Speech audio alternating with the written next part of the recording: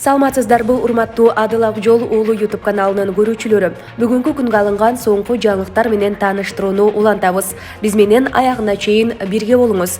Ошондой эле жаңылыктарды биринчилерден угуу үчүн каналга жазылууну унутпаңыз.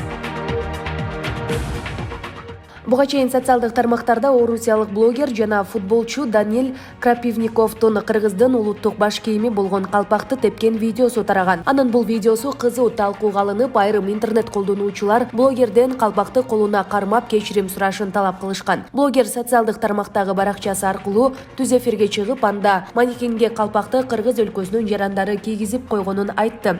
Мен калпак улуттук баш кийим экенин билген эмесмин. Биздин кеңсебизде кыргыз жарандары иштейт. Ошол адамдар манекенге калпакты кийгизип коюшуптур. Мен аны жөн эле кооздук үчүн го деп ойлогом. Дагы бир жолу кечирим сурайм, деди Крапивников. Мындан тышкары ал Москвада кыргыз жарандары көп экенин, 2-3 күн үйүнөн чыкпай турганын айтты. Булак Супер KG. Урматтуу туугандар, Кыргызстан менин ата мекеним. Мен үчүн, баарыбыз үчүн ал кымбат, бар бололу, бир бололу, бай бололу. Ата мекен! 1 ноябрдан 5 ноябрь күндөрү Бишкек-Нарын Торугар-Тунаа жолунун 132 чакырымында кулоо коркунучу бар таштар атайлап түшүрүлөт. Бул тууралуу Кыргыз темир жолу ишканасы билдирди. Иш-чарага тиешелүү күчтөр жана техника тартылат. Таш кулатуу иштери күндүзгү саат 9:00дөн 15:00го чейин жасалып, унаа жолу жол кыймылы коопсуздугун камсыздоо башкы башкармалыгынын кызматкерлери тарабынан маал менен жабылып турмакчы деп айтылат билдирүүдө. Жолду тазалоо учурунда транспорт бир тилке менен жүрөт. 30-40тан ашуун автотранспорт топтолуп калса, иштер токтотулуп, жол убактылуу ачылат. Мындай аракет автоунаа жолуна таш кулап кетүү кооптуулугун алдын алуу максатында жасалууда. Булак Спутник KG.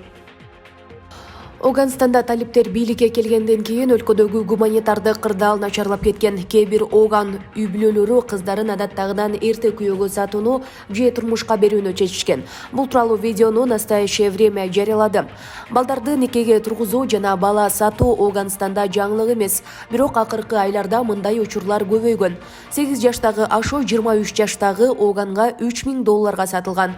Шуркие болсо болгону 1,5 жашта. Бирок атасы аны $2800 сатууну чечкен. Ашонун апасы Бибигүл кызын үй бүлө ачкачылыкка учурап, кыздарды төлөш керек деп сатып жибергенин айтууда.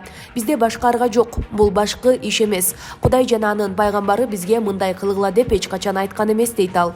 Эки кыздын атасы Мухаммед Асан ачкачылыктан жана качкындар лагеринде башыбыздан кечирип жаткан кыйынчылыктардан улам эки кызымды сатууга туура келди, дейт. Сатып алуучунун акчасы жок болсо, ата-эне анын ордуна мал же курал алууга даяр.